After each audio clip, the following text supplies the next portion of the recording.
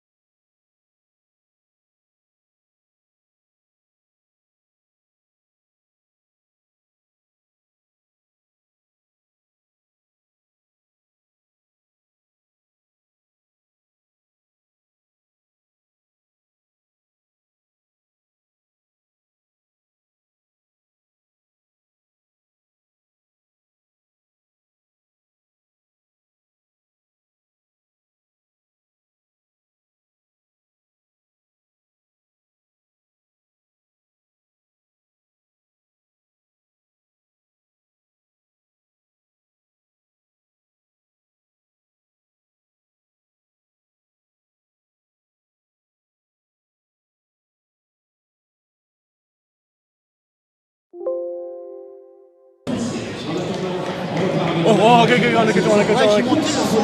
Ok. Le débit était à moins 24. T'as-tu besoin d'aller là? Oui, les deux Mike. C'est lui qui est dead.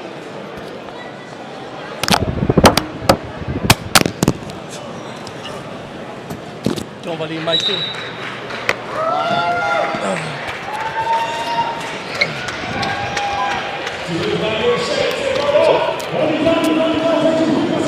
Excuse.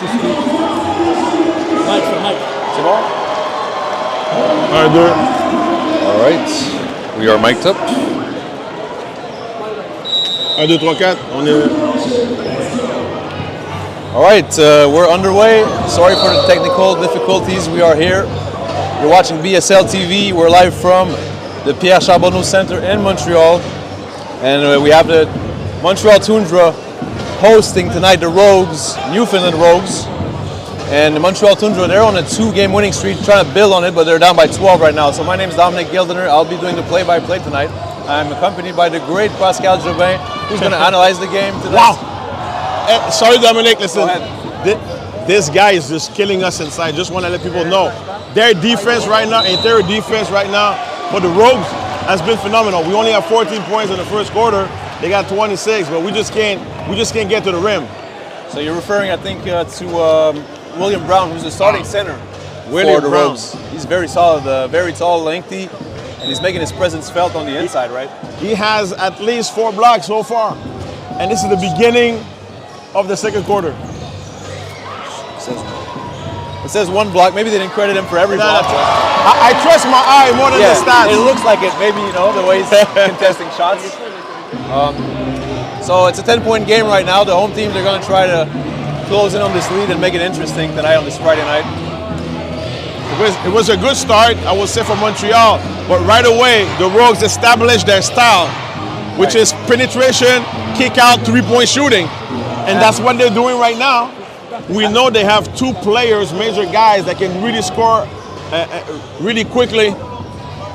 And the last game, the 27 points, both players. So this is a team that can score, but their defense has impressed me so much right now. Well, number 15 for the Toundra, the center, starting center, Corey Boyd, he just bullied his way inside. He looks like he's having his way inside despite the length of the Rogues so far.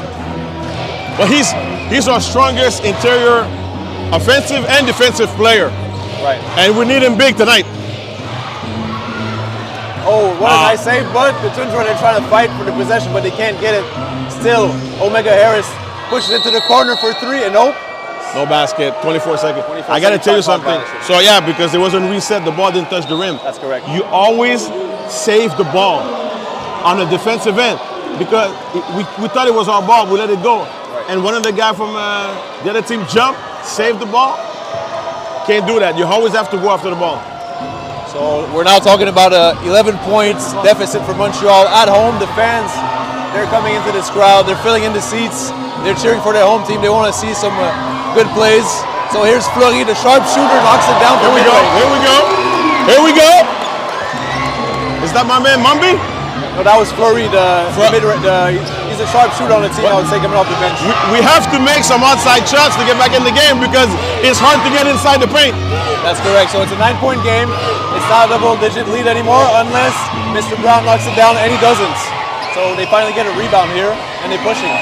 We're doing a better job on a defensive rebound right now. Oh, what a strength. Levi. Antoine Mason. Antoine Mason's son. Flexing after the layup. His dad would be proud. He would be proud. One of the rare layups we were able to do in the first half. And now the Montreal trying to build that momentum up with a 7-point deficit. They're cutting the lead up. And right now, look at the defense. We are blitzing number 15 with reason. They tried to get a foul call, but they couldn't get it. The referees didn't give him the foul, and it's a transition bucket again. And it's 2 free throws. We got fouled. So,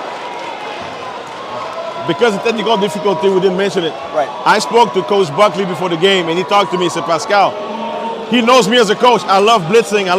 We call it red, you know, because we're trying to make the other team see red. So right now, as soon as 15 got the ball, we saw Boyd blitzing the ball. Now you got to make a better decision. You got to make a harder cut. So our man-to-man defense just went, with some blitzing strategically to force them in a turnover, and we're slowly getting back in the game. So it seems as if the coach had a message for a team and they're listening, and it's helping them out to come back in this game and make it a good game. Well, you know, when you're home, there's a bit of comfort. Right. When you're on the road, you kind of get excited. And the Rogues started extremely well, let's be honest. Their defense, they showed some momentum, they showed some zone. They were pushing the ball. Their transition offense was great, but their transition defense was almost even better because we couldn't get anything. Right now, we are getting back on defense, and I know that was one of the things Coach Buckley talked about in his last time out.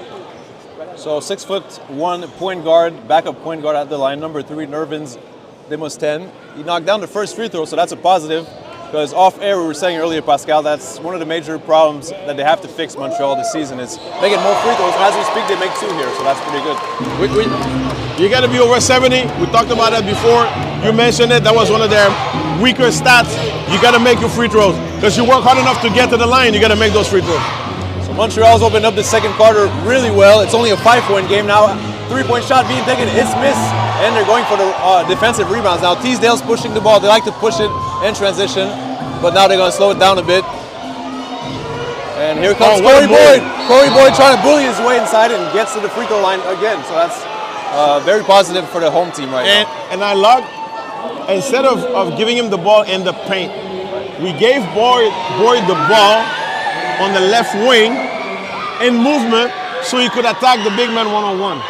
That was a very good decision. That was very good strategy. And right now, 2 free throws coming for the starting center of the Toundra. And the first one is no good, unfortunately. Listen, can you stop giving them bad luck, Dominic? Hey, I'm just stating the facts. Let's not talk about free throws anymore. Let's just cross our fingers and we just keep making them. Let's just talk about the game then. I think we got to keep an eye on Armani Cheney. He's got 4 points so far, 2 rebounds, 2 assists, 1 steal, 2 turnovers. He's all over the stat sheet for the Rogues. So, you know, defensively, I think Montreal, you know, what can they do to stop this guy, really? I'm going to say keep blitzing. We have to double team him pretty much as soon as he gets the ball in the half court. Well, here he has the ball. He's the one pushing and starting to play. He just scored 27 in his last 2 outings, so that's really impressive on his part. And here's the center, Brown. And they're really cooling down right now, the Rogues are. In Montreal, they're trying to cut this deficit to a 1-possession game, possibly. And it's a bad miss inside. He wanted the foul. He was looking for the foul. Yeah. Didn't get the call, kind of forced the shot. Bad decision. And they didn't really get back on defense. What a putback by Brown. This is the player of the match so far for the visiting team, at least. You understand when we talk about the old box out, we can't jump with those guys right now. They're too long.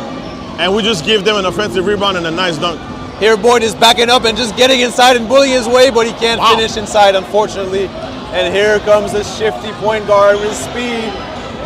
I like when you say shifty because he's absolutely. Oh, and a bad miss. Air ball. And it's a transition.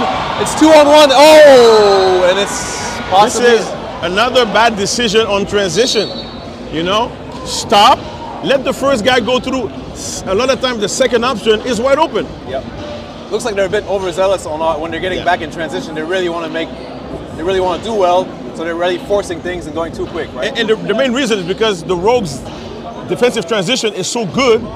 We kind of rush it. They are forcing us. They're forcing the Toundra to rush their decision making. Because you don't want them to set in their defensive plays exactly and stop you on the inside. So here we go, Montreal with the ball again. Only a 7-point game, so let's keep it close. Let's keep it under double digits. Oh, there was a slip on the floor. I think the mop. Somebody needs to come up with a mop and. So somebody just, Mason just slipped on the floor. I think the mob guys, they need to come and clean it up because it's getting dangerous out there. Probably a lot of sweat in the paint because everything is in the paint. That's true, a lot of sweat out there.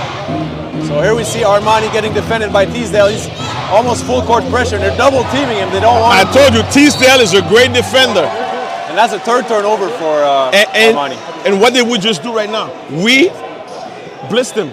We forced him in a bad situation. Teasdale put the pressure on, and then he just attacked him. That's right. All right, backup point guard. He's got the ball, and he's driving inside, and he gets. Oh, that went in and out. That's bad luck, isn't it? In and out. There's nothing you can do about that. That was a good shot, wasn't it? It was a great shot. That was a Marcus Oatley. So here we go. In the corner, they're giving it on the inside, and oh! A bad miss by the Rogues, but they get the offensive rebound. We were talking about that earlier, so that's definitely tough to get another.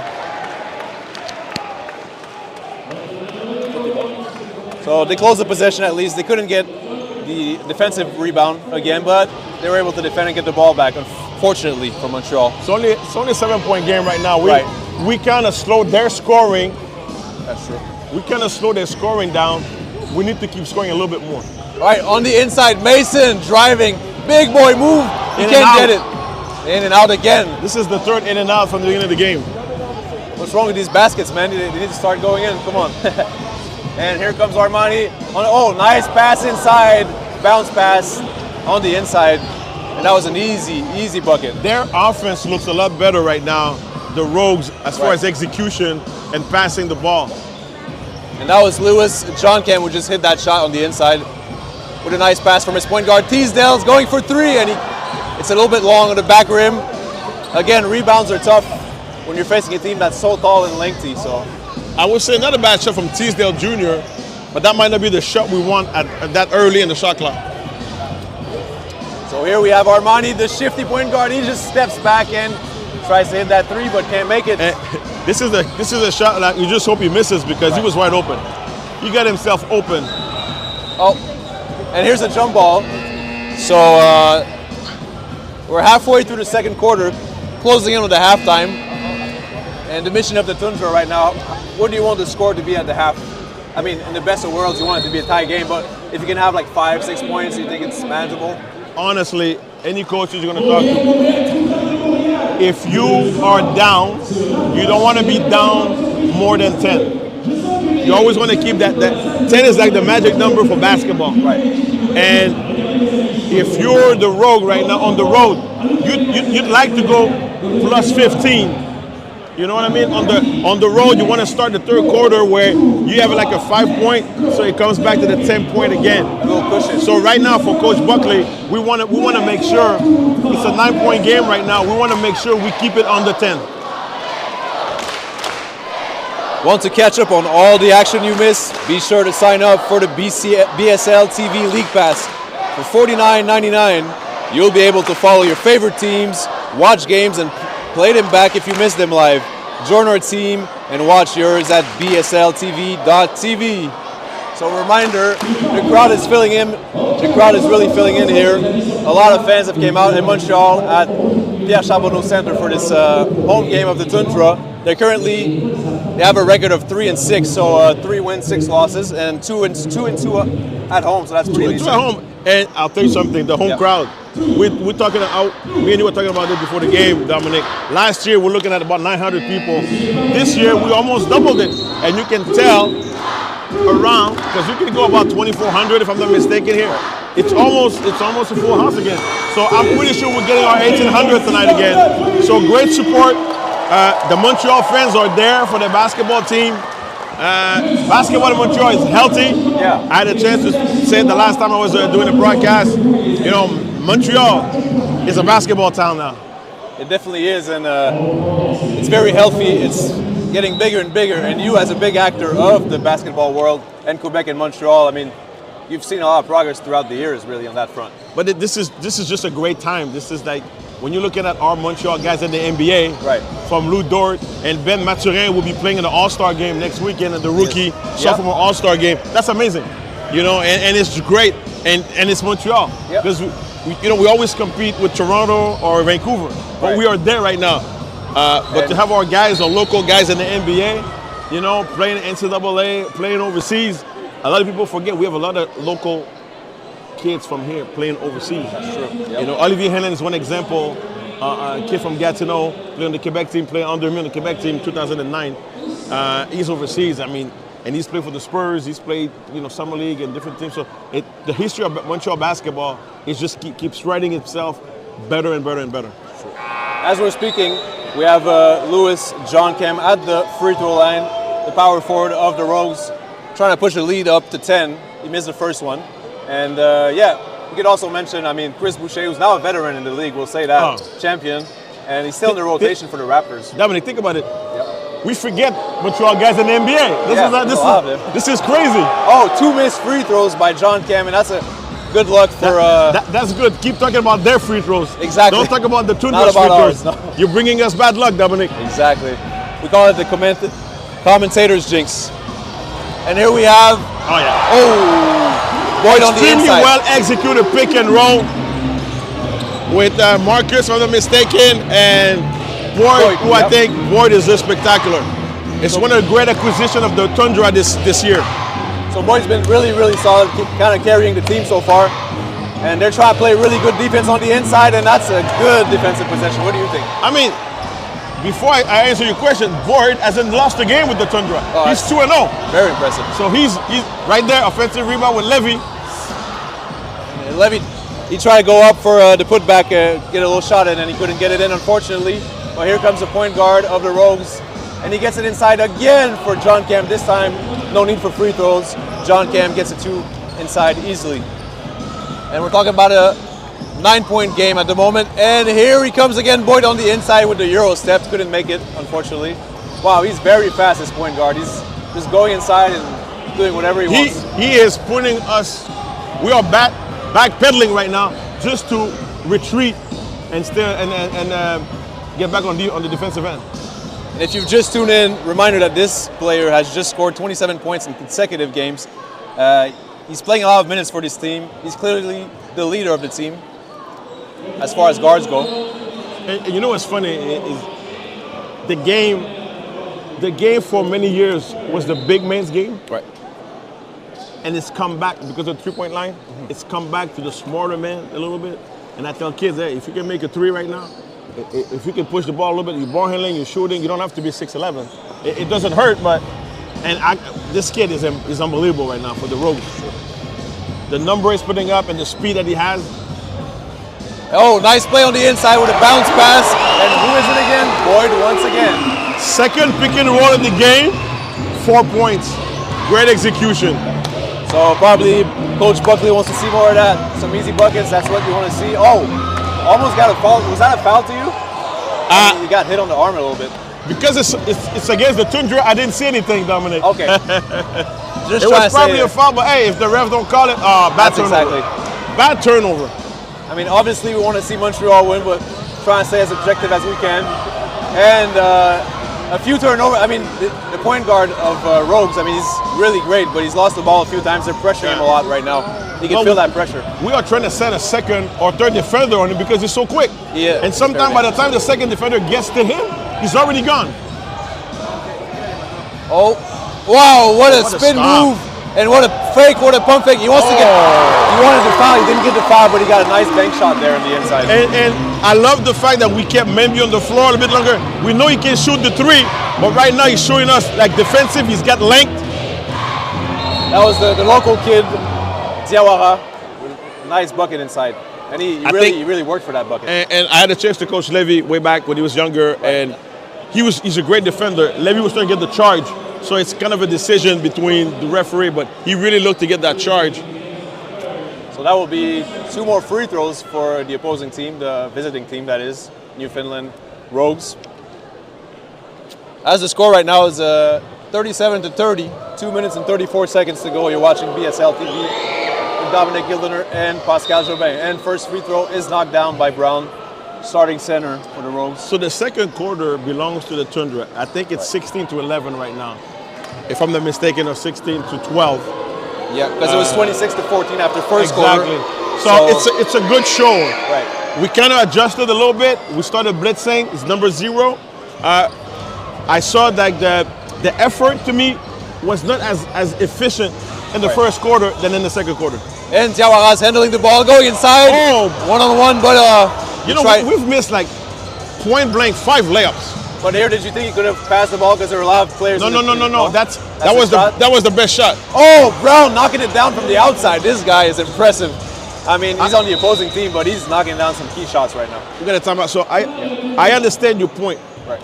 When you get to the rim, don't pass the ball. Finish. Right now, he just missed the layup. Right. You know that what better shot opportunity? So that was a good decision. He just has to finish it. Right. Well, he's playing well. He's being aggressive on the offensive end, so you can like that. Exactly. Appreciate that. We Taking won the that. right shots. Yeah, we won that.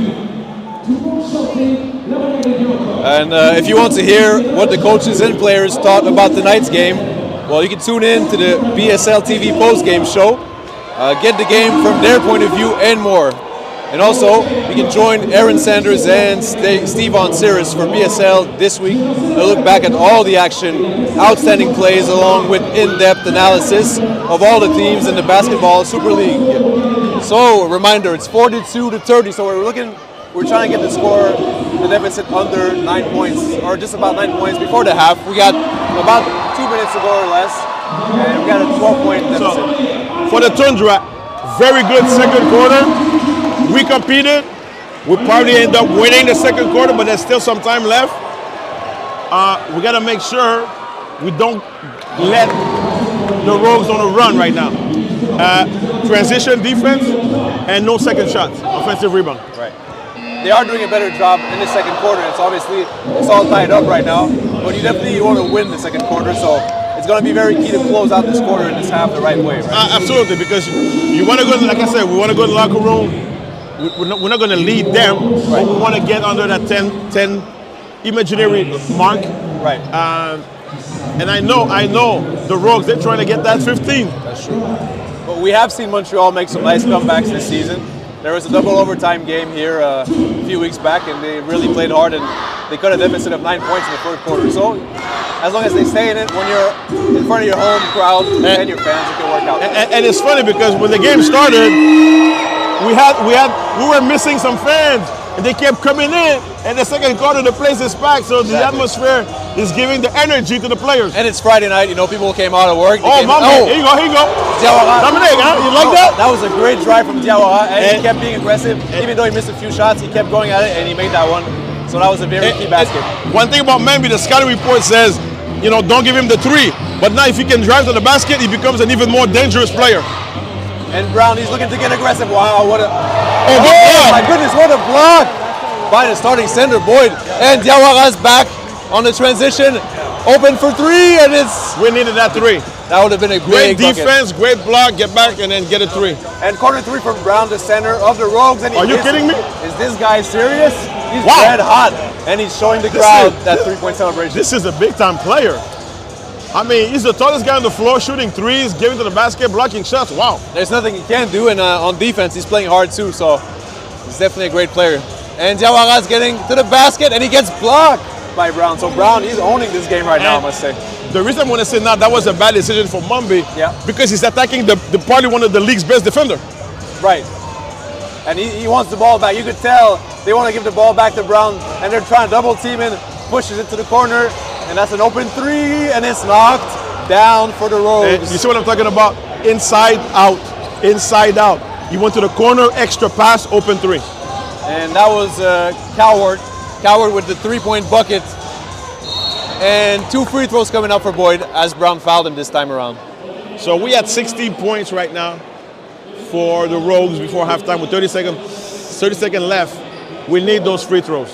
Dominic, don't talk about free throws. Dominic, don't say the word free. Let's not talk about it. Let's close our eyes. You are jinxing the Toundra. Fans, go get a glass of water, eat some popcorn, don't look at this.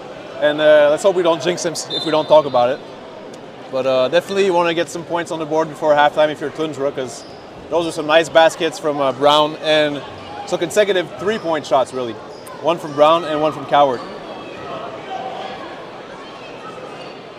Oh, wow, nothing but net, I must say. That was great. Right, Pascal? That's what we want to see. Absolutely.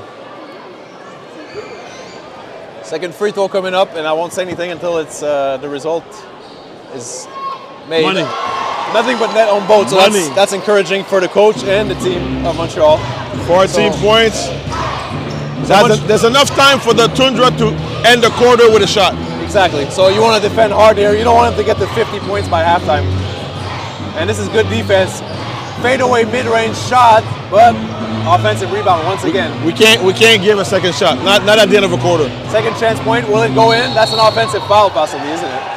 Yep, he got too aggressive on the inside. It was once he beat his man on the baseline before there was the other contact. he kind of bumped him with the left hand. Good call for the ref. Now we have a chance to end. 7 seconds to go. Now, me as a coach, let's go for a 3. A 3, yeah. That's what Let's go for a 3. And plus, Fleury just made a great play by getting that charge drawn. Exactly. So right now, are they going to give the ball back to him if he's open?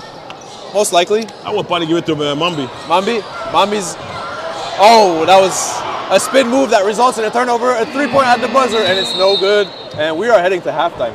A lot of times I tell my guys, when it's under 5-6 seconds, don't pass it, go for it. Yeah. But that was a spin move. Anyways, 48-34, 14. Pushing the ball. We got to make sure the Toundra, we got to make sure we don't give them second shots. And I think we still need to move the ball a little bit more to get one of the two bigs out of the paint so we can attack the paint. But this is going to be a very tough game. So we need to start really good. And I always say, the first 3 minutes of the third quarter is very crucial to see who's going to win the game. That's true. Also, free throws will be key as the Toundra is only shooting 6 for 11 tonight. And also, 2 key players to watch for the opposing team. Oh, and good start. Boyd gets inside, he gets 2 points the easy way. And we got him the ball in a good position. You know, put the pressure on the defense on Brown. Brown has been very effective tonight, defensively and offensively. So Armani Chaney, we got to keep an eye on him. He's very dangerous, and Brown is even more dangerous. And here we go, wide open 3, and it's not. Wow, they're fighting for the rebound here as teammates, but one player from the Toundra got it, so that's a positive. It was good defensive for the Toundra because they came in with a set play for alley-oop for Brown, and we were able to read it and stop it. But we almost gave them a 3-point shot. And then they give the ball up on the other side with a walk. How many turnovers did we have in the first half, Dominic? 6 turnovers. 6. Oh, that's not bad though. 10 turnovers for Newfoundland, so not too bad on that front. And here we go, Brown giving the ball to Armani Chaney in the corner, wide open for 3. That's knocked in. Now, this is very difficult because Boyd came out to put pressure on number 0. Right. Armani Chaney. Armani, who's extremely good, but then the big man comes out and it makes a 3. Oh my goodness. Well, that's Marquise Collins, the power forward, who's actually averaging 22 points per game this season, so he's very, very dangerous also. Well, Pick your poison, the entire team, I think we were 0 for 6 from 3 in the first half. What was the stats for the Rogues in the first half? It's actually, Montreal was 0 for 7 from 3, and the Rogues were at 5 for 16. 5 for 16. So they took 16 threes. They're going to keep taking threes. We got to make sure we're there. That's true. And here we have Brown, the center, pulls up for 3, and he misses it. Long rebound. That was a key rebound, as we spoke about. They have to get those defensive rebounds, not allow good look. points. Right inside, but he couldn't finish. Why would you go on the right when you have the left-hand side? That's trying to 2 overthink points. it, right? Yeah.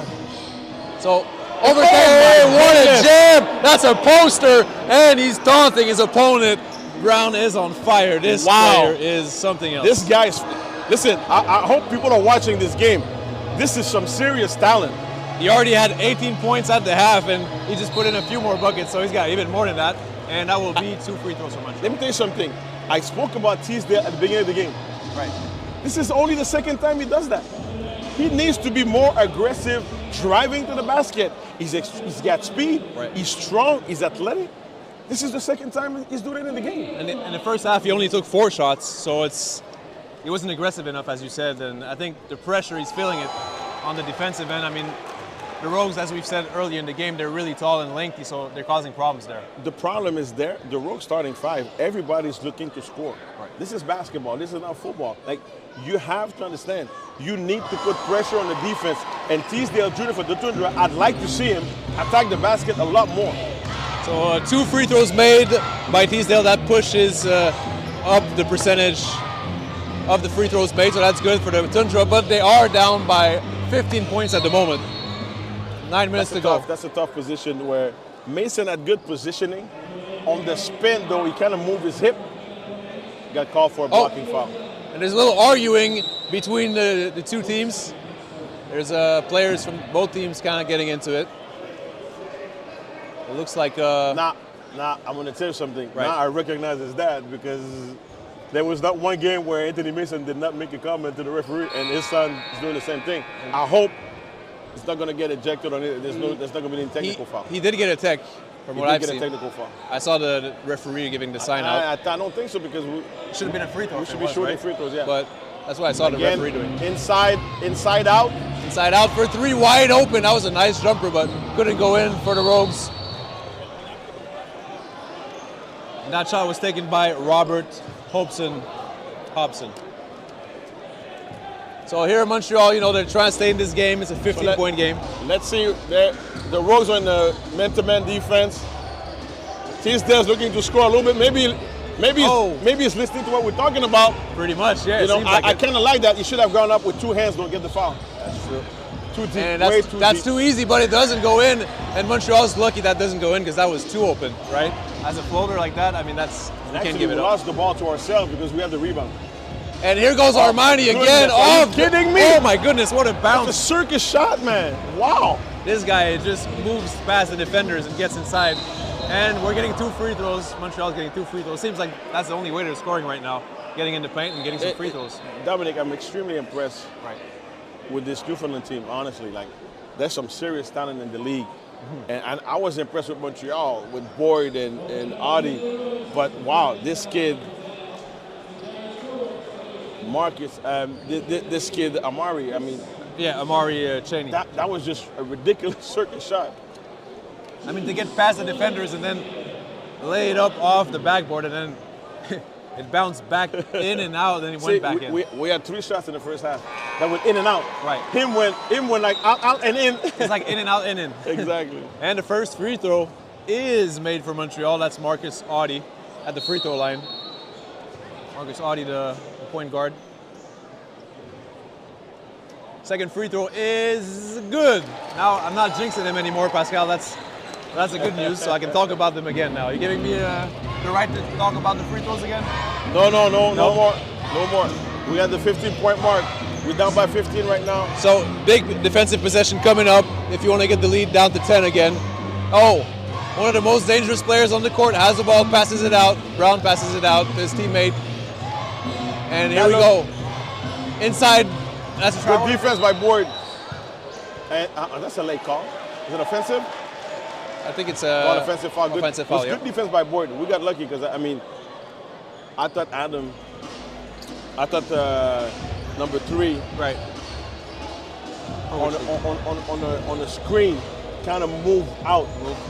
Should have been a call for a moving screen. That was John Cam with the foul. Oh, and Mason gets inside and he gets very creative Finally. with it. That was a nice creative play inside. It's been very difficult for us tonight against the Rogues to get inside the paint because of their length. Mambi doing a great job defensively. Exactly. No Pressuring. help. Boyd is way too far. This guy can shoot the 3. And look at the drive. It looks like the court is a bit slippery actually. He's slipping. Foul? That's a foul. Foul in Montreal. He was gonna really fall on the floor and slip, but Now, that was good defense by Mambi. yeah. The only problem was when the big man came to screen, Boyd should have probably either blitzed. He was way too far. So when Armani came off, he had an open 3. We're lucky he didn't take it. And John Cam on the inside. John Cam with the really good play on the inside to get an easy 2. They're getting a lot of easy buckets. I would have liked to see, but it's because of that 3-point shooting, the help couldn't come to help Boyd on the other side. So that's because of the 3-point shooting. Mambi Diawara handling the ball, getting inside, spinning and making it. What a play by Mambi, the local guy. Great patience, great spin move. He's showing me a lot tonight. He's showing me a lot as far as not just being a shooter, doing a great job on defense and attacking the basket. Great footwork on that play, right? Oh, beautiful. So here we have Armani Cheney, number 0, very dangerous point guard, passing it right to the corner. What a vision by him. He really passed it right on the money, but the corner 3 wasn't knocked down. And pushing it is Mason, and 1. That's a big boy move. He's screaming to the crowd. He's hyped. We are doing what they were doing to us in the first quarter. We are running, pushing the ball down their throat, and getting to the rim. And Mason now has a chance to cut the lead to 10. Again, that would be a big free throw right here. So 5 minutes have gone by in this third quarter. The crowd is here on this Friday night, watching BSL TV. Toundra, can they cut the lead to 10? And they can. Nothing but net on that free throw. You love to see it. I'm sure Coach Buckley's really pleased with that. And we have a game on our hands, Pascal. We have a game on our hands. Absolutely. We're slowly getting back. 10 points with 7 minutes left in the third quarter. We're picking up full court right now. Exactly. Mambi's picking up full court. He's not going to let him get easy buckets here. Let's see if Armani looks for his teammates. He does. And Teasdale. Great. That was great help rotation on Teasdale Jr. Great anticipation by Teasdale to get in the right spot right there. Boyd came out to blitz with Mambi, and Teasdale came from the right side of the basket to get that steal, and he got fouled. And John Cam with the offensive foul. The coach is actually going to take him out of the game, sub him out, as he's adding on to his foul total. He looks like he's frustrated a bit to come out, but it's part of the game. That's a timeout. That's a timeout, well deserved. Good work. So, I mean, 10-point game. We started, if I'm not mistaken, down by 12 or 14, something like that. So I think it was 14. But right. What I like about it, like I said, they did a good job, but we came out putting pressure. It's still a 10-point game, but we came out with a sense of urgency. We were pushing, putting pressure, and I like Buckley started Mambi, who didn't start the game, started Mambi and put him full court on their best player. And he's been playing great defense, he's been scoring. He's actually playing the 1 and the 2 spot right now. And this is our Montreal guy, so very happy. And we saw early in the quarter, Marquise Collins, he knocked down the 3 in the first half.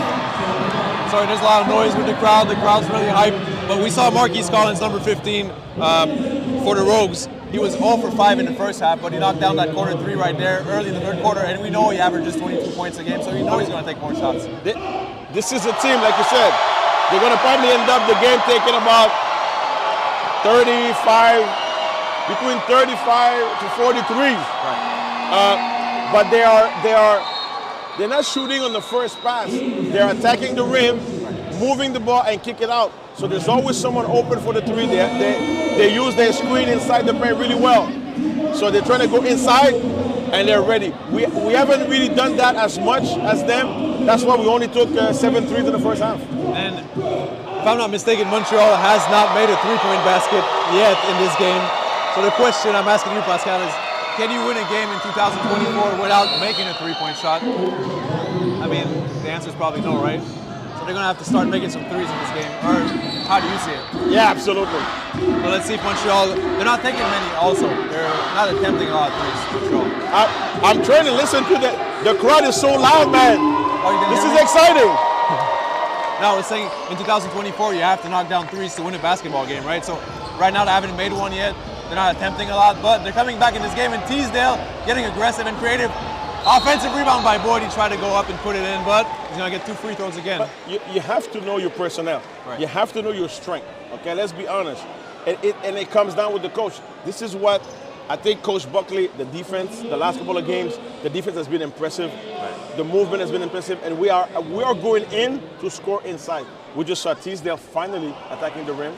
When you attack the paint, a lot of good stuff happens because you're opening up the defense. So now you're looking at a guy like Boyd getting a second shot, getting to the free throw line. We just need to keep going. And we need to make those free throws, Dominic. Hey, I hate to say it, but okay, second one is good. There you go. They split a pair here. So we got a 9-point game. We're under double digits for the first time in a while. So that's very encouraging for the home fans supporting their local team here at Pierre Charbonneau Center. So the Rogues, I mean, Montreal, they're denying the ball. They're denying Armani the ball. They don't want Armani to touch it right now. Absolutely. We're putting a lot of pressure. But here he comes. And here's Brown. He wants to shoot it, but he's not going to take the shot. We're going to get a 24-second right now. And that was a bad shot. Good possession. Great defensive sequence. Great pressure. And we've done it gradually. I like it. Now we just need to keep scoring.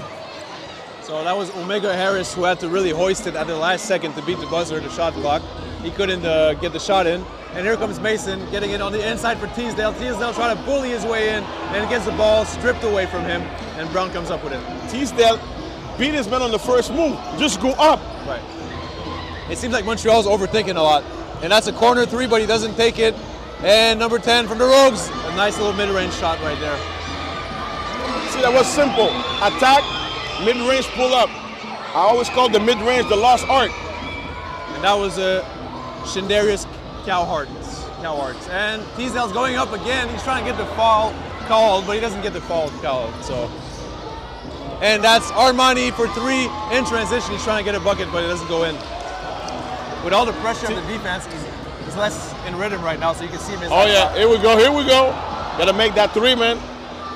Yeah, you could see he kind of rushed that shot, Armani, and he missed it because he wasn't touching the ball for exactly. Right? So it's an 11-point game right now. I mean, I think both teams are a bit tired right now. It was very high pace beginning of the third quarter. I think both teams are a bit tired right now.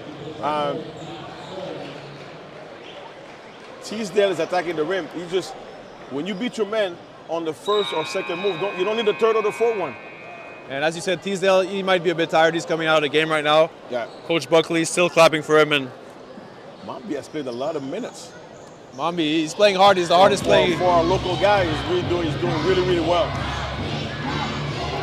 Oh, Brown open for two, but that was a nice closeout, actually. Nice closeout at the last second. And Brown misses a shot. We see Brown is slowing down a bit, too. And on the inside, and a lot of plays passing around. Mambi for the first three of the game, and it doesn't go in. And I thought it was a good Void at the open jumper, kick it off for a three. Not a bad decision. And Brown, Brown loses the ball. Mambi gets the ball. What is he going to do? It's a fast break, and he takes it himself, and he misses it. But he's going to get to the free throw line once again. Montreal's getting a lot of free throws tonight. Now, should he have passed the ball? That's a question. If you get fouled, I always look at the result. I think he should have passed the ball until he got fouled. Now we're okay. But I think that I think we had a chance. If he did, he probably had two dribble, too many. So when he put the ball on the floor, he could have made that pass ahead. Well, the other guy could have had probably an easy bucket. They had the numbers, right? They had the numbers. Once he put the ball on the second and third dribble, it was too late. So it was not a bad decision for him to get to the rim and get fouled. First free throw was made by Diawara. So second half, we've seen a lot more free throws that have been converted from Montreal. So that's a positive for Coach Buckley and his squad. Second free throw is up, and it's good. So Mambi's converting here. Now we got it down to 9 point with 4:30 left in the third quarter. Now this is a big stop. If they can get a stop here, you got Mambi at half court trying to defend. The fans are so loud; they're cheering on. Oh, Mambi's getting in his grill. He's showing him. He's talking his trash. Mambi, he's backing it up though. My only problem with that foul count is that he did it 3 times before they called a foul. He did the same thing. Why don't you call it the first time? So he's selling it. Armani's selling the foul. You know, he's looking for that foul. Could almost be a flop. No problem. Oh, on the inside, big move, but it's a nice defensive play. And he's everywhere. Mambi's everywhere. With the rebound once again. Mambi's everywhere right now. He's everywhere. He's like a man possessed right now. He's feeling it. He's passing it to his teammate. Oh, and that's a turnover. And that's a transition. And that's another turnover, but for the other team. Montreal gets the ball back. And I was about to say it was a good quick pass, but hey, turnover. Open corner three. It's in and out pretty much. I mean, it rolls off the rim. And that's unfortunate for Montreal. We haven't made a three. No, 0. And that was Mason. I mean, that was a pretty nice open jump shot. Good team play there. I mean, they moved the ball around the right way. They got the right shot, right? It was perfect. Yeah. Good. We got back on defense. They made a turnover. Good transition. Good shot. For sure. You gotta live. You know, you gotta live with the miss, with the mistake. I mean, with the miss, not a mistake. It was not a mistake. It was not a mistake. It was a miss. Totally, yeah. Totally, Pascal. Get the latest news, sign-ins, scores, and more by following the Basketball Super League on social media. You've seen your favorite teams and players on the court, and now you will get to know them off the court. Join Ian Joudry as he sits down with some of the finest players and more on Around the BSL. That's the official podcast of the Basketball Super League. You have to follow that. So Montreal, can they get this win? It's possible still. It's only a 9-point game. So what are you aiming for the fourth quarter? You want like a 6-point advantage for the Rogues, or maybe even less? what would be? Well, there's plenty of time because it's a 9-point game, okay? But we have to make sure that Brown and Omani don't get easy bucket, and we need to make some of those threes. I mean, we are 0 for whatever in the first 3 quarters. So all we need is 1 or 2 threes to fall. I mean, it would have been a 6-point game just on that last one. It goes fast with the 3-point shot. So we need to make some shots and keep making those stops. I mean, they are building momentum right now. The question is, can Diawara, can he come out of the game because he's playing so well? So I think he is coming out right now, is he? Yeah. So this is going to be a key stretch. Oh, Mambi is in the game still. You want to? He's playing so good. You got to keep him on the floor. He's giving you like Patrick Beverley type of energy on defense. And no easy shots. Oh, that's a foul on a 3-point shot. That was a late contest, and that shot was not going in anyway. So what do you think of that foul? Is it a foul on the 3? I believe it is. Yeah, that's 3 free throws. What do you think of that foul? I mean, it's tough, but that's part of the game now. You cannot make contact with a 3-point shooter. You want to challenge it. You want to challenge it on the side, but you cannot make contact. So, but if you're late on the contest, I think like you just gotta not give it up, but kind of contest, but not get so close to the player, right? Even now, there's some strategy like when a guy is shooting, instead of running and jumping, you jump before. You just jump before it to see because you don't want to put him on the line for 3 shots. And that's 2 for 3, so he missed 1, so it's like a 2-point possession right there. So we're talking about an 11-point game. It keeps them over the 10-point line. And now look at that pressure on defense by the Rogues. That's an open 3 for the sharpshooter. That's the first 3-point of the game, and that is the sharpshooter from Montreal, Mr. Fleury. He can shoot it for sure. I was there in the previous game, and I saw that he is lights out when it comes to 3-point shooting. So that was key. Oh, turnover created by Montreal. They're in transition. They're attacking, and that's an easy shot. Great transition. So Mason, great transition. Good decision on the 3-on-1. You got to 2-on-1, 3-on. You got to finish with the layup. So Mason, he's definitely leaving his fingerprints all over this game, making his impact being felt. I love the aggressiveness of the Toundra right now. Oh, on the defensive end. And there you go. This is another great defensive possession. Yeah. Look at the scoreboard. It's a 6-point game now. That's crazy what a 3-point shot can do for you. It was 11, exactly. It was 11. We hit a corner 3, and we force a turnover and score the layup. That's 5-point to 0. And the crowd, they love 3, so they're really into the game. The players can feel that crowd energy, and all of a sudden they're right back in it. And the opposing team, the visiting team, is now feeling the pressure. Now let's see what Mambi does with the ball. He's running the point right now, running the show, dribbling, trying to get an opening. He's gonna pass it probably. He's not, actually. He's attacking right to the basket. He got to the mid-range, and it finally Montreal gets a lucky bounce to go on their side.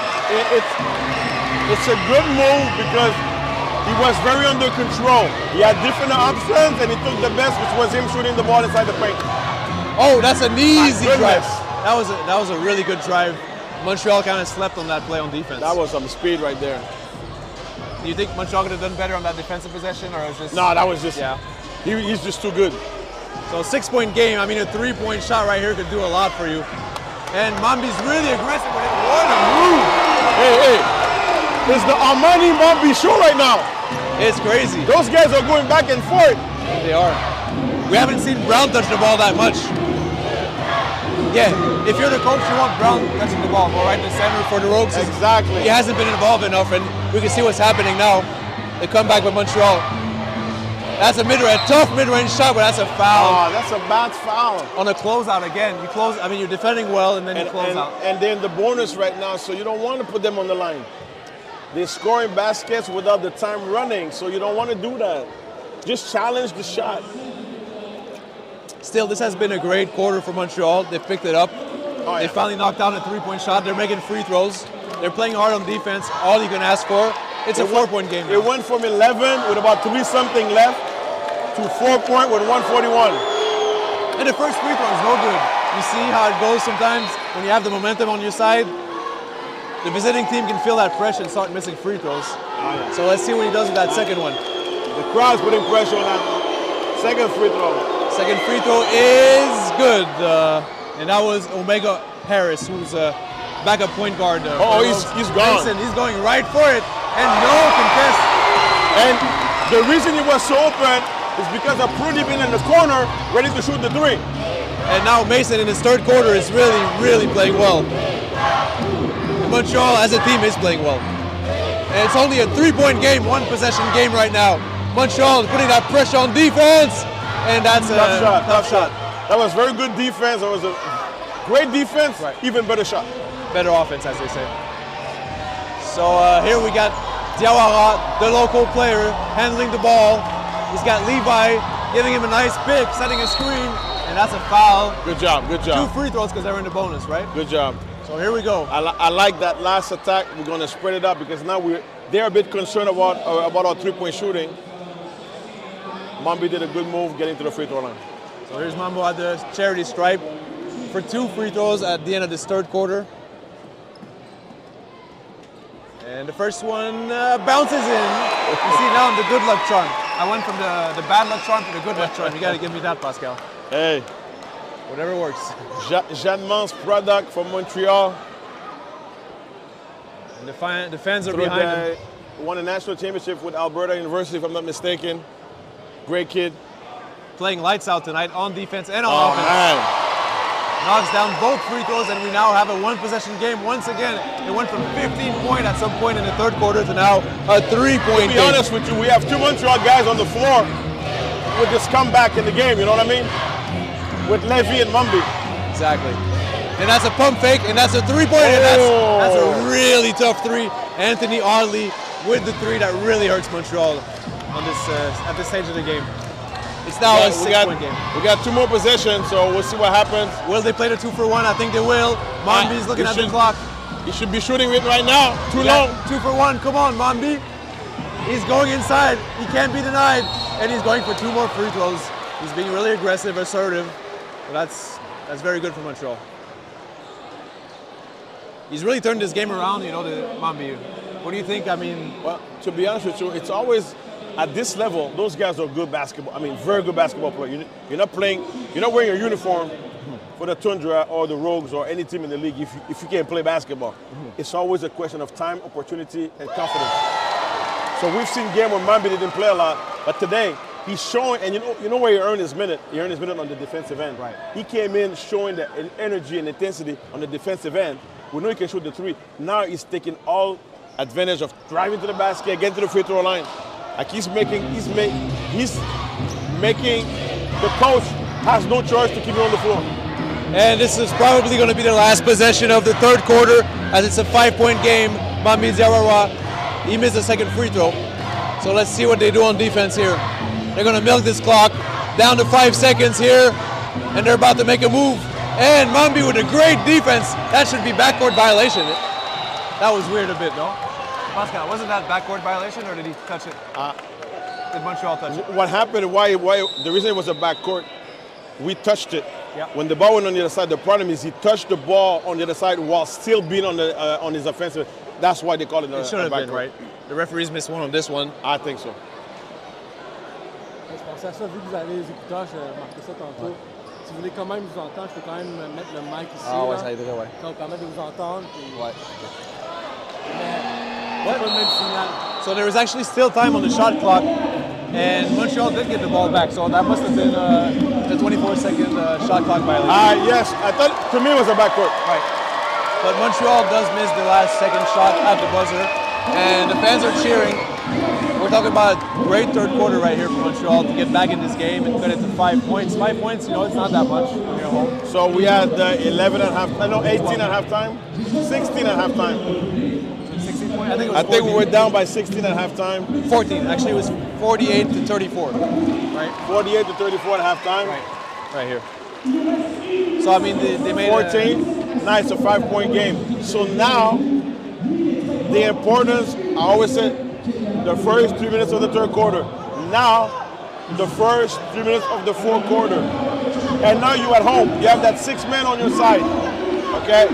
We have to attack the rim, put pressure on them, get back to the free throw line. And if we can make 1 or 2 threes, I think we can go get this game. Because if you look at Armani, Chani, and also Brown, those 2 players, they've kind of been shut down in the third quarter, kind of. So that's a good. My only concern would be where they're resting. So Armani was attacking, but Brown, he's going to touch the ball a little bit more. And we saw Levy giving Boyd a rest. Marcus Hardy was on the bench, so now we got some fresh guy coming in the fourth quarter. So it's going to be very interesting to see what's going to happen. So I mean, talking about fresh guys, I want to ask you this as a coach. If you're the coach of this game for Montreal and you see that Montreal, I mean, Mami Diawara, the local player, he's playing so amazing right now, but he's spending a lot of energy on defense. So if you're the coach, are you letting him play it out the whole game, or do you have to rest him at some point? What do you think? Me as a coach, and Buckley knows what he's doing. I'm just, this is more on my opinion. It could vary with different coach. Right. I will probably not start Mumby the fourth quarter. I will probably give him an extra time, 1 or 2 minutes, but he'll be back in quickly. Why I will do that just to give them a different look and bring somebody that's probably coming off the bench. So sometimes you want to start the fourth quarter with 2 or 3 guys that are not on the floor to see the energy. But as soon as it's a 5-point game, if it's a 4 3-point game, I keep him on the bench. But if it's like a quick run, 3 or 6 points, I will probably say, hey, get back on the floor. And what about... So right now, if you look who we have... Mambi's still in the game. Mambi's not resting, right? I mean, he's playing so well, the coach is saying, I'm going to ride with my guy. Boyd and Marcus are on the bench. Right. And those 2 guys are starters. You have Brown for the Rogues still in the game, so he's a dangerous player to look for Montreal. Those guys are not sitting. No, for sure not. But I think the starting point guard for the Rogues, Newfoundland Rogues, is resting if I'm not. Or is he? No, he's still in the game. You're right. Number 0. And what about Teasdale? He's not having his best game, but he's one of your best players. So I love Teasdale. I love his defensive end. I just think he was forcing some stuff, kind of got himself out of the game, and Memby was playing so well. Memby's minute or Teasdale's minute normally. Right. All right, here we go. Fourth quarter's underway. Montreal is at home playing the Newfoundland Rogues, trying to get their 3rd win in a row. And here we go. It's the first bucket for the Rogues, right inside. Good ball movement for the Rogues, very patient. Put us to sleep a little bit. And that was Cowards with the 2-point shot. And here goes Mason, big boy move. Mason's on a mission right now. Since I will say the beginning of the 3rd quarter, he's on a mission. Second half, he's really willing his team back with Mambi. If we're looking at the stats, I mean, Mason is now up to 17 points with that bucket, so that's pretty impressive stat line right now. And Corey Boyd, he's got 16 points. Here's Brown with a fadeaway. Oh my goodness, what a tough mid-range shot. I mean, I told you, Pascal, we hadn't seen him in a few minutes get his shot off, but here he goes and gets it. He's not the type of player that's going to stay quiet on the offense and the defensive end. And this is the 3rd quarter, so 4th quarter, you know the big players come out and take the shots. Most of them at least. And that's a nice little mid-range fadeaway. The answer. He gave the answer right back to the opposing team.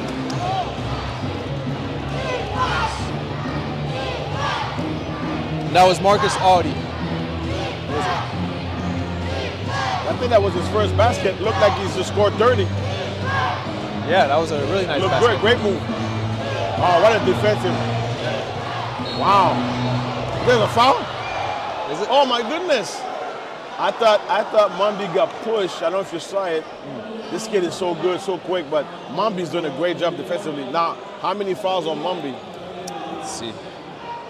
Actually, pardon me, last play was Mason Jones, not Audi.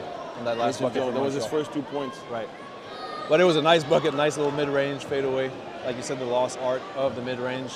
And now we have the starting point guard, Armani, for 2 free throws. That was Mambi's second foul, so not a problem. Definitely not a problem. He could play throughout this whole second half if the coach wants to.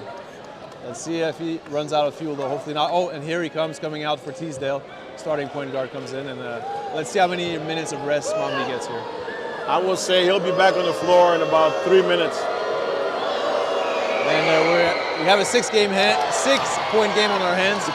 You cannot give an offensive rebound on a free throw. That is a no-no.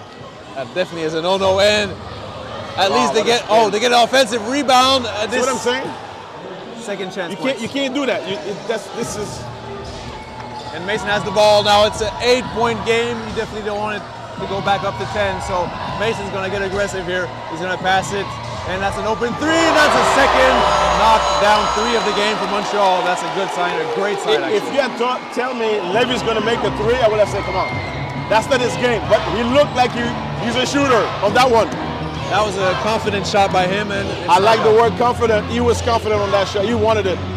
And here comes the shifty point guard. Step back three, and it's in. Goodness. Fourth quarter time is big players' time, and this guy, he just put up 27 last 2 games, as I've said earlier, and here he comes with a big three-point shot. He got about 15 right now. Brown's got about 22. So we're talking about an 8-point lead still. And here's Mason Jones with the ball up top, and he's trying to dribble and get another mid-range shot to go in, but it doesn't go in this time, unfortunately. And now Montreal's in danger. That's not really his shot right now. Like we want other guys that oh my goodness. And the Rogues, they went for an acrobatic. We got lucky on that one. That was an acrobatic finish that he could not finish. And Teasdale passed it inside, and that's Brown with a denial. Well, Brown is so long. And pushing it to the front, and the spin move a la Siakam. That goes in. Time out. Yeah. And that was Cowards with another bucket on the inside. We got it down to 4 points, am I right? Right, that was a 4-point game. And started the fourth quarter, did okay, maybe went on the bench, kind of changed the flow a little bit. But that transition offense right now is hurting us, and we're just not scoring at the end, you know? And may I say, Mambi left the game, and we saw everything. I'm not trying to say it's just him, but he's been playing so great, his impact is so big on this game, and then he comes out, we kind of feel the effect of him leaving this game, unfortunately. Those guys, the Rogues, the momentum has been on their side pretty much most of the game. We got it back where we made them think about it. 4-point game. The fourth quarter, the beginning of the fourth quarter belongs to the Rogues. We need to get back. Now, we cannot go. We hit a three. They hit a three. You know, we need stops. We know they can score. We need stops.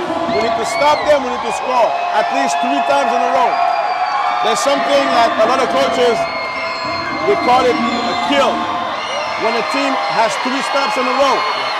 You know, and I learned that from Nathan Grant, University of Laval. And he has the guy on the bench. You make 1 stop, 2 stops, and then everybody's like clapping. You need 3 in a row to get 1 kill in the game. And when the game is over, you're looking at your stats. How many 3 times stop have we made? So this is something that it's very good for the energy, for the effort. You know, more and more teams are doing it. Most definitely. All right, about 9 minutes to go in this fourth quarter. You're watching BSL TV. Montreal Toundra going for their 3rd win in a row. They're trying to build on this momentum to push for the playoffs, right? So this is a key game right here. The fans are really hyped. We're live broadcasting from Pierre Charbonneau Center in Montreal. Here we go. Teasdale has the ball. He's trying to make a play right here. This is a big play. Février passes it on the inside, and that's an easy bucket. A very nice bucket. Boy just made his presence felt. He's been on the bench for a while. He's going to finish the game on the floor. And he's the player who's taking the most shots on this team with a reason. There's a reason for that. And Teasdale gets a nice rebound there, a long rebound, but oh my goodness, they lost the ball, or did they? Travel. Oh my goodness. Travel on Montreal, isn't it? Another bad turnover. These are the type of turnovers you could do without, right? I mean. Oh my God. I mean, we good job. You know, get the defensive rebound. Yeah. And you can't just turn it back to the other team. So Montreal, I mean, it's an 8-point game now. They cut it to under 10, which is encouraging. Key possession on defense as the leading point guard for the Rogues. We need to stop right now and a score. Brown dishes it on the inside, and that's a nice block by Boyd. Oh, Boyd did a nice play on defense. And it's the weak side man. He just watched the action instead of boxing out his man. Teasdale with a bounce with a step in his foot. He's trying to get this lead back. Actually cut the deficit, and they lost the ball again. Unfortunately, that's a. So think about it. That's 2 turnovers in a row for the Toundra, and 6 points. And they gave up a layup, an easy lay-in, must I say. So Back right now, 12. 12-point game, and Montreal really has to score here on this possession. Key possession. It's a 3-point shot. It's up by Mason, and it's in. Big shot. Big shot. Mason is cold-blooded, I must say. He's having one of his better games for the Toundra. Most definitely.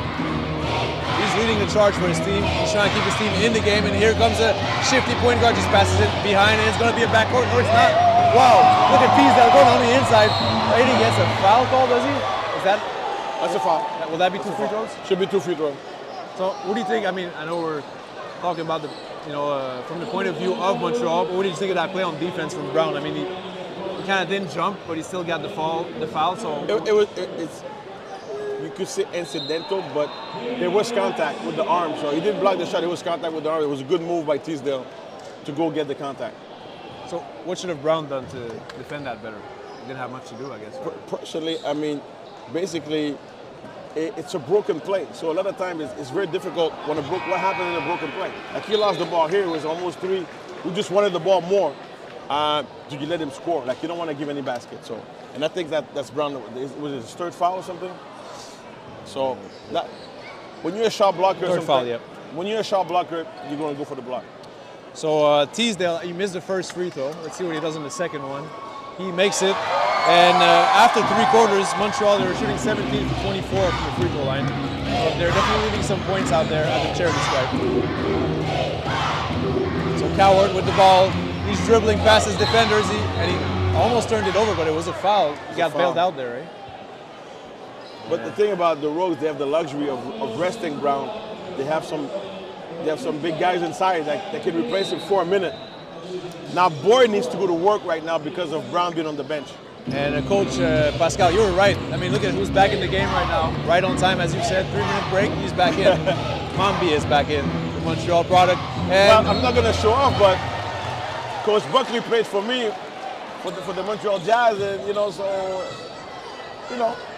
and we see the effect, the Mambi effect, I'll call it. He comes in the game, and they turn the other team over, and they get the ball back, down by 8 points. This is a key possession right now. Give it to your big man on the inside. And Boyd's got to go to work since Brown's not there. Boyd does go and he gets fouled. And he gets fouled. I don't think that's 2 free throws, but... So what we just saw is Mambi's coming on the right side of the basket. It's an ISO for Boyd. The other 3 players on the other side completely. Are you going to stay with the shooters, or are you going to stay in the help? Boyd has a one-on-one situation, and that's what we need. Force a turnover, get a stop, and score at this end. Here's Boyd with the ball, gives it to Mambi. I'd like to see a pick and roll with Boyd and Mambi. And here comes Mambi giving it to the sharpshooter, Flory. He gets fouled on a 3-point shot. That's going to be 3 free throws right there. That's big. That's a big play. I mean, if it wasn't for free throws, they wouldn't have as many points. If you look at the reaction, I don't know if the camera saw it, of the other coach. He was so mad. You do not want to foul a 3-point shooter. That's correct. Let's hear. I mean, he's a shooter, so I'm not going to say anything about free throws, but he should make a good amount of them, good percentage at least. Let's see what he does here. And nothing but net on the first one. He's a shooter. We could tell from that. If you're a 3-point shooter and you can't shoot free throws, there's a problem. So we could. I mean, Montreal could cut the lead down to 5 points again after a bad little stretch to start the 4th quarter. So this is encouraging. We have not been able to go under 4 since the beginning of the game. Pascal, I want you to comment on his form. What do you think of this shooter's, Flory, his form on his free throw shot? Beautiful mechanic. It's always the same. Ending, fluidity, great shooter, great form. And there we go, 5-point game. The crowd is hyped. They're into it. We're in Montreal right now. This city loves basketball, so let's see what happens on this key play. Armani, he's kind of trying to call the play, but the play's a bit broken down. They don't know. Oh! It looked like there was a bit of confusion. Armani wasn't happy with his teammates right there. No, but I like Boyd is really, he knows personnel and what they're calling, and he's telling his teammates, stay in the corner, like he's talking, he's communicating. That's a big difference. You need players like that on defense to be able to talk. So let's see if they can close this possession out, and Montreal just stole the ball. And who gets the steal? Boyd. My goodness, they're playing hard now.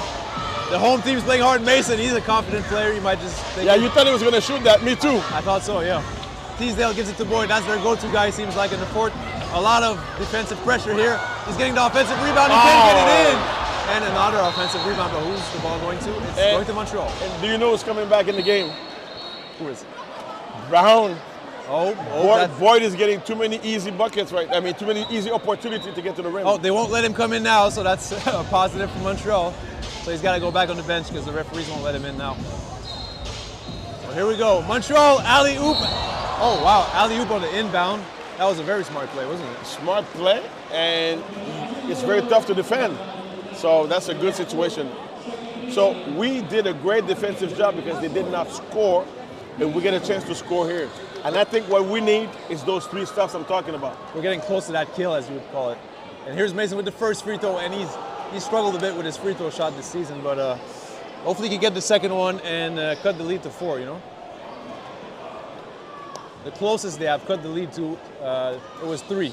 So he misses both. Yeah. He missed both free throws there. Oh! And that's an offensive foul. So I understand the play. It's very in most league now. If the elbow is at the defender's face, it's an automatic technical. Is that a flagrant foul actually? Because he showed him right in the face. There was no contact, right. So I don't think they're going to call it technical foul. Okay, so but you're not allowed to put their elbow. Like I think there was contact because he got called for a foul. I don't think there's free throw. So 5 minutes and 42 seconds to go. And even if there was bonus, it's an offensive foul. So you don't shoot an offensive foul. So Mommy's handling the ball right now. Montreal player gives it to Fleury, the 3-point shooter. He hesitates and gives it back to Boyd. Boyd, he's trying to make a move. He's looking around. He's dribbling around, spinning, and going in for the big boy move. That's a great move right there. Great move against a great defender.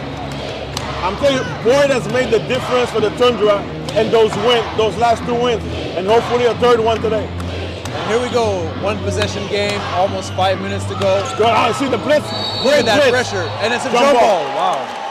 The effort is there. You got to give it up to Montreal for that. But effort and smart. This is a great spot. You got 4 spots on the floor on the offensive end where you want to blitz the 2 corners and pretty much those 2 sides right there because it's very difficult to make a pass. So we're getting closer to what we call clutch time. Crunch time.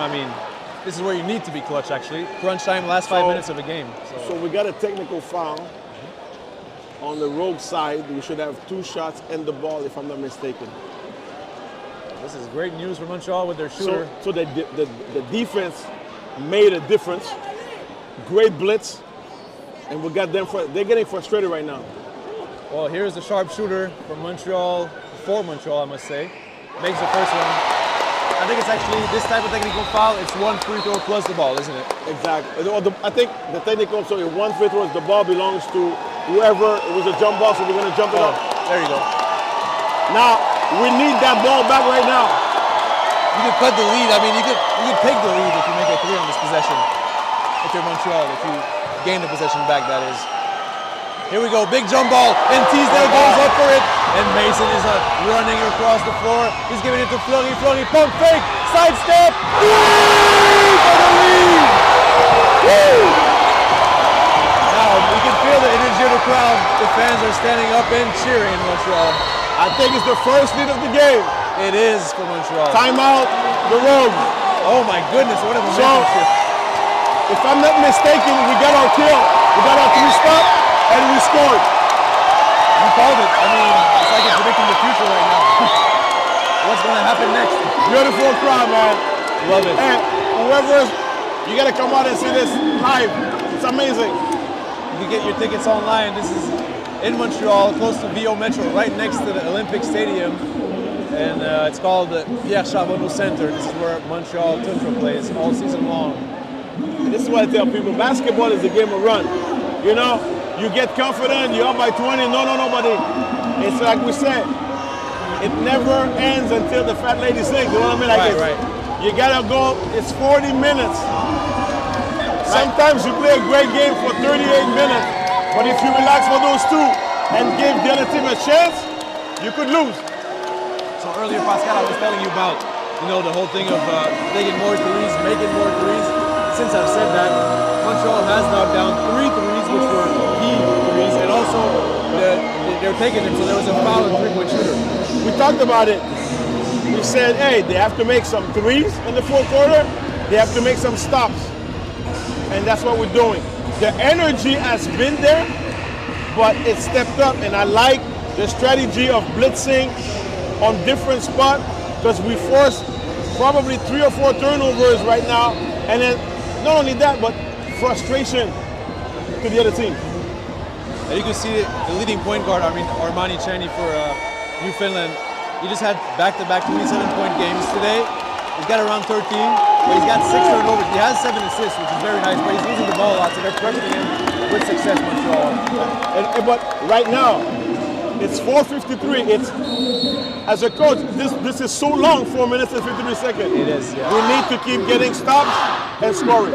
Let's not forget the guy who has the ball right now, William Brown. He's got a double-double right now. He's got more than 20 points and 10 rebounds at this moment, so you got to defend him well. But Mason's doing a great job on him defensively. He's pressuring him. And that's a little mid-range jump shot. It's off. Who gets the rebound? Mambi. Player of the game for sure tonight so far. Mambi is. Well, he's mine for sure. I mean, Mason. I have a little bit of, in French we say parti pris, but Mambi has played great. Yeah, biasness, but I mean, Mason, he's got the points, he's got the hustles, but Mambi. Oh yeah. And who else but Mason is going back to the free throw line? We have matched their physicality, which we didn't in the first half. We were trying to play a bit more finesse, and that's what I like about Mason. He can play all kind of games. Now you want to go tough, Mason can do that. So I would say, Mason really turned this game around, as did Mambi Diawara, and also Fleury, knocking down those free throws on the three-point jump shot he got fouled on, also knocking down a key three. And Mason, he missed another free throw here. I'm telling you, Montreal, that's their biggest flaw they really have to improve this season, is making those free throws, But let's see what he does with the second. He could give Montreal a 2-point lead with about 4 minutes to go in this fourth quarter. Watching BSL TV, and what does Mason do? He puts it in. And here we go, 87-85. Every possession is key now. Armani getting full court press. I mean, look at this defense by Mambi. He's giving him the pressure. He has to pass it. Another turnover. No, it's a foul. Oh my goodness. Oh my goodness, as I don't know about that one. I don't want to argue with the ref. I know those refs pretty well, but I thought it was great rotation on the defensive end. Mambi did a great job defensively, and we forced a tough pass. That's too bad. If I'm not mistaken, there are no challenges in this league. No. So they couldn't challenge that one, or they might have. All right, that's almost an offensive foul, but it's not. Oh, no! It results in a 2-point basket, an easy one inside. I mean, but this guy is a 22 points a game scorer, so I want to see the ball going to board right now on a pick and roll or inside the paint. Let's see what Mambi does. He gives it to Fleury. Fleury, the sharpshooter. He wants to give it back out to his point guard, Teasdale. Teasdale, series of dribble moves. And let's see what he does with the ball. He goes in. He gets blocked, but actually he gets fouled in the block shot. So that will result in 2 more free throws for Montreal. I always say good things happen when you attack the paint. Right. And both teams, I don't have the numbers tonight, the paint touches, both teams really got into the paint pretty much all night. That is true. Is it free throws? I think it is 2 free throws. Oh yeah, for sure. I think Teasdale, I'm predicting. He got fouled while he was shooting, so it's 2 shots anyways. And we're all tied up here. 3 minutes and 33 seconds to go. 3-3. Let's see what Teasdale does with those 2 free throws. First one is no good. My goodness, I gotta stop calling play-by-play on these free throws, huh? Sorry, Pascal.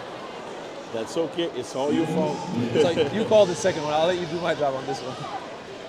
He's just gonna make it. All right. Oh, all right. I think we'll switch roles for the free throws at least. And it's all right. 1-point game here. Great game for the fans. I mean, amazing game. Amazing down the stretch, and these fans, they're really hyped up. You can feel the energy. The crowd is buzzing. It goes inside to Marquise. Marquise passes it on in the inside, and that's a foul again. Getting a lot of free throws. We kind of lost. Boyd lost his man, but got back. I thought he had a good block, but it was a foul. So we got Lewis, John Cam heading to the free throw line. And I would say this is where at 3:16 with 1-point game, this is where the referee earned their money, by the way. Yep. This is every call for them. This is a pressure call. We always think the ref, they go home, they don't lose or win. But I tell you one thing, it's very difficult for those guys to finish the game and ref, and they're gonna go home and think about. Because as a ref, you don't win, you don't lose, but you're always thinking, did I did it right? Did I do it? Yeah, so a lot of pressure on the ref and respect for the referee. So you were telling me earlier, key pressure free throws, they're really important down the stretch. I mean, let's see what John Cam does with the second one, and he makes it. So this is a 1-point lead for the Rogues. We're going back and forth right now. We're going back and forth. What a game, folks, on BSL TV. And Montreal Toundra's got the ball right now. Mambi Diawara, one of the most impactful players in this game. He's trying to pass it to Flory in the corner, but it got deflected by a Rogue player. He was looking to run his set play. They kind of anticipated it. I wish he had just faked the pass. Could have had a back door. So Mambi's got the ball again at top of the key. At the top of the key, dribbles, gives it to his big man Boyd on the inside, and he bullies his way in. Big time, big time. And here we go. I told you, Dominic, it's very simple right now.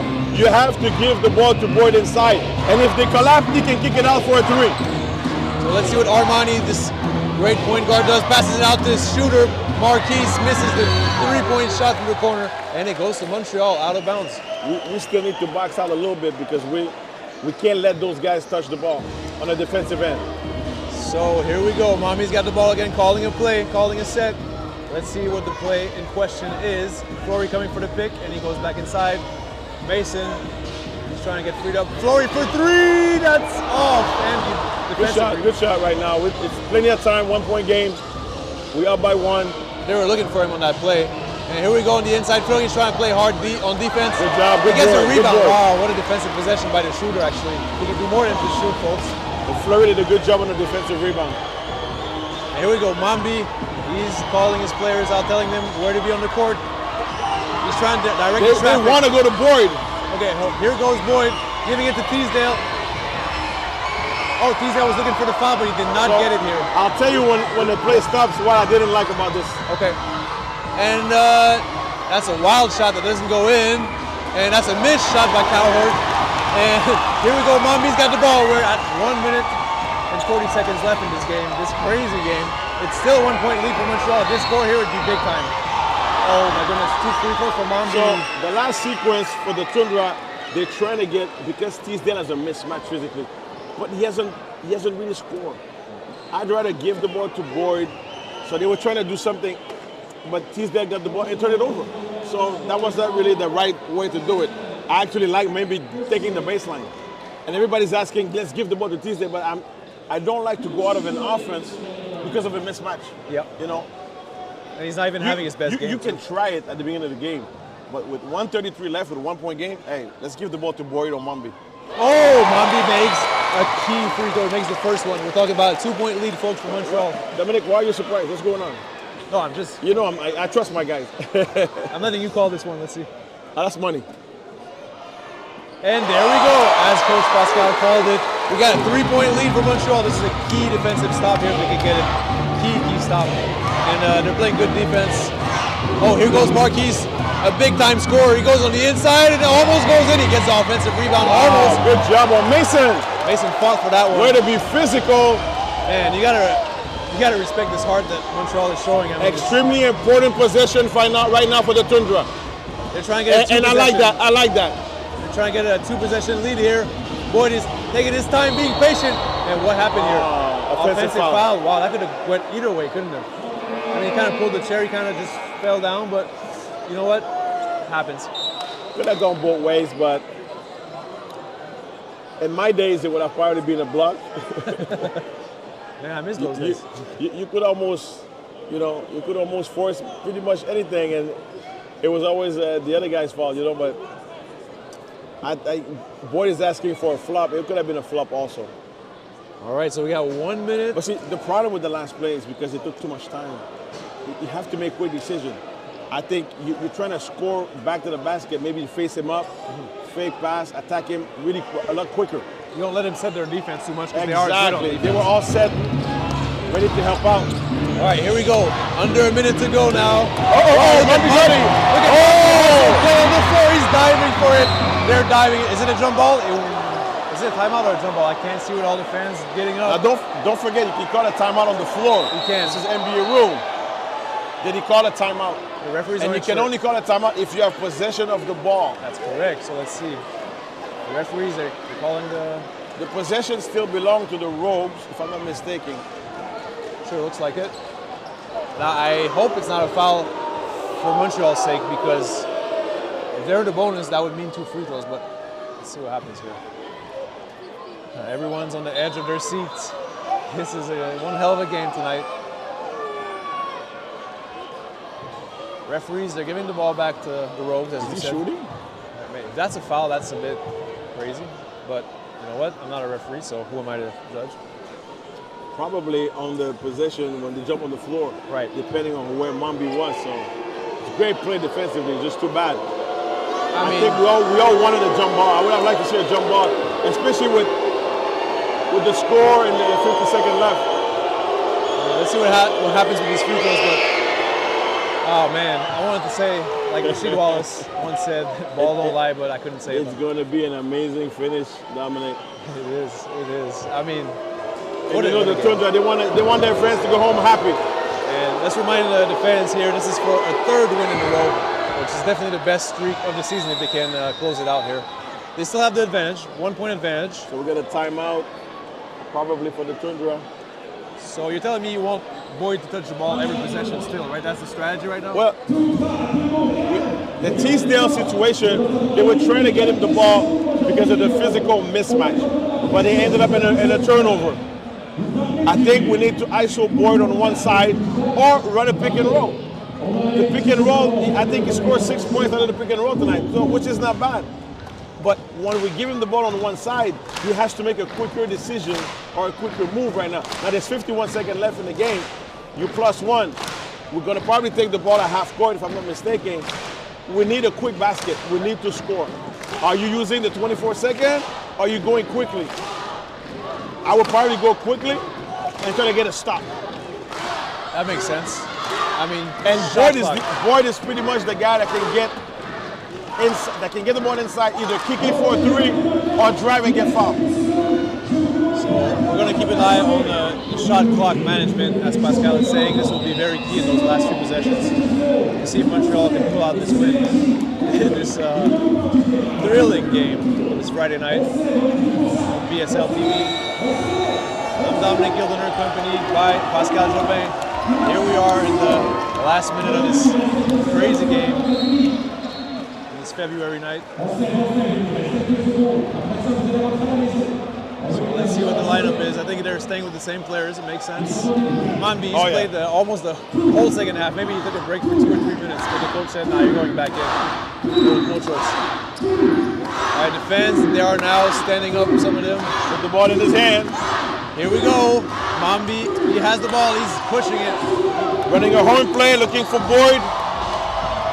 Here's Mason. Mason has the ball. No, he's going to take it himself. He's going to take it himself. Is he going to make it? No, no fouls here. The referees didn't. Brown was put a lot of pressure. Oh my goodness. Oh my goodness. And now Newfoundland with a quick basket from Cowherd. They now have the lead. And here goes Teasdale attacking the paint. And big shot, big shot, big shot. Oh my goodness. Offensive rebound. They can't get it. They can't secure it. They're trying to fight for it. Who's the ball? Who's the ball? Who's the ball, ref? This is a tough ball right here. They haven't signaled it yet. That I know of. Looks like Teasdale is down. He's hurt a bit, but he's getting up. He's fine. This is Montreal's ball, so we got 16 seconds left on the clock only. Let's see what happens here. I mean, I think it's is it Toundra? Yeah, Toundra's ball. So Toundra's got the ball. We got plenty of time now. It's a 1-point game. Toundra are down 93-92 in favor of the visiting team, Newfoundland Rogues. All right. Got a timeout. Yeah, I think Coach Buckley wants to review his plays, and I can see what he's going to do in this last possession and remind his players of the strategy. Now, if it's Toundra's ball, there's 16 seconds for the game time, but 12 for the shot clock. That's very important for the coaches to understand that. Are you taking a shot when 12 seconds left? Or are you trying to score quickly? I think you wanna run a play where the inbounder, his pass is an assist. I don't think you want to. I think you want to score right away. And put the pressure back on them. So I'm intrigued to see what strategy Buck's going to take. Right. And you want a 2-point shot or probably a 2, right? Well, it's a 1-point game right now. You either go to Boyd inside or Mambi for 3, or even Mason or Fleury. Mason is an option to go. Mason can go in and out, and he's made some threes. Oh, another timeout. Actually, they're going right back to it. Are they? Absolutely. So yeah, I mean, Fleury's another option. Fleury, he's their sharpshooter. If he's in the corner open, You're allowed to call. If you have 3 timeouts left, whatever I think it's NBA rules, whatever number is, but right. A lot of times what happens is that you're going to let the team go on the floor, see what they're going to set up, and then call a timeout. It's mind games right now between these two coaches. So I've done that before where I send my team in a 2-3 zone. So the coach calls a timeout, prepares for a 2-3 zone, and then I send my guy back on man-to-man, or vice versa. Yeah, it's like a chess game between those two coaches right now. Oh, absolutely. I mean, the crowd, they're standing up. I mean, folks, if you haven't gotten a chance to come here at the Pierre Charbonneau Center, you should definitely come out and check out the Montreal Toundra.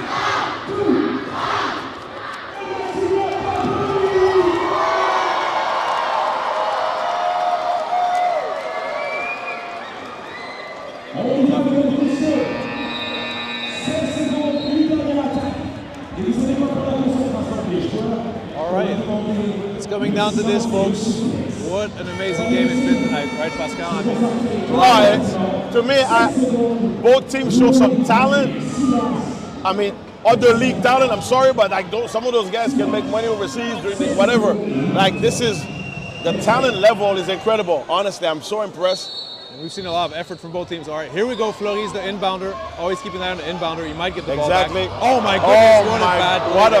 bad play. That hurts. Got to fall right away. Very costly turnover, but the game's not over. 2 free throws here, depending on how it goes. You can't turn the ball over. No, that was a very bad one. So the understanding was to have Fleury take it out of bounds. Probably to inbound the ball and either go for a handoff or 1 pass, 2 pass, and whoever cut the first pass, screen down for Fleury for a 3. But I want, it depends. It varies who you are as a coach person out there. I would have liked to see Boyd get the ball inside right away. What do you think of it? Now it's easy to say after the play, but the decision to give the ball to Fleury to inbound it because he's not a passer. To be honest with you, Fleury has not made decision throughout the game. This is the first time he's in a position to have to make a decision. Yeah, he's not a playmaker. Maybe Mambi should have taken it out of bounds. Maybe Mason should have taken it out of bounds. Maybe coach will think about that later. But here we go. Both free throws knocked down by Armani Chaney. Those are key ones. 13 seconds on the clock. Now you got to go for a 3. All right, here we go. You got to go for the 3 here. Here's Fleury. He's trying to go pump fake. And oh my goodness! Oh! What happened? Missed the layup. Oh my goodness. Only 3.6 seconds to go, and they're going to inbound the ball, aren't they? So, is this game going to go to overtime? This would be the second overtime game of the season for Montreal, in Montreal. I mean, last time we got a 2 overtime game. What's in store tonight? I mean, this is crazy. This is madness. Wow. Hey, he made it up, man. He heard me say decision. He said, Pascal, I'm going to show you what decision is. Bang. He definitely redeemed himself. Made a big-time shot. Big-time redemption for Fleury. I've been telling you all game, man. He's their sharpshooter off the bench. He comes out, he shoots the lights out. I mean, they trust him. And that's what he does. Sometimes as a coach, you got to decide how we're going to run the play for who you're going to run the play. So it was just a bad decision, a bad turnover. But hey, we made it up.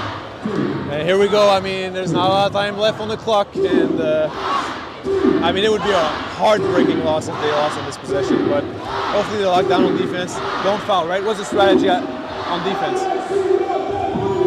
So, whose ball is it? It's Newfoundland. It's Newfoundland. Right. With 3.6 seconds left. Exactly. And they have the ball on their side of the court. Wow. They're inbounding it. So you don't want to foul, right? You don't want to foul, but you don't want to give an easy shot, so it's tie score. I'm looking at either Brown. Right. I think they're going to go to Brown inside. But only 3.6 seconds, that's not a lot of time to get it inside. I mean, you gotta act quickly, so it might be Armani with a shot too, right? You can probably make the first pass out, second pass in. It's gonna be intriguing to see how they're gonna set up. And that's where they But you don't want to foul. You can't foul. That's what I was gonna say, absolutely can't foul. And this is a key possession. The fans are on their feet. They're so hyped. What a show tonight on BSL TV. All right, Montreal Toundra, they're trying to go for a third win in a row, so let's see if they can get this stop here and push it to overtime. Or maybe even steal the ball, you never know. You never know what could happen in this game of runs. All right, here we go. The inbound is about to happen, and here goes. Oh my goodness, for the win, and they get it, but there's still 1.3 seconds to go. What a play. My goodness. Unbelievable execution. And that's game. That's the ball game. What a game winner. What did you think of that game winner? I mean, the execution on that play. Phenomenal game. What a play, man. At the end, they executed as well as any play, set play. And who scored? The guy that inbounded the ball. Yeah, it was Omega Harris that got the game winner right there. Very nice layup. Very nice layup by Omega. And this is a broadcast. This broadcast is a presentation of the Montreal Toundra and the Basketball Super League. It is for the private use of our audience. Any other use of this broadcast without the express written consent of the BSL and Montreal Toundra is strictly prohibited. So a reminder, folks, this game ends in a heartbreaking loss of Montreal falling at home. 97-95. 97-95 final score. I'm Dominic Gilder with Pascal Jobin. Thank you for listening.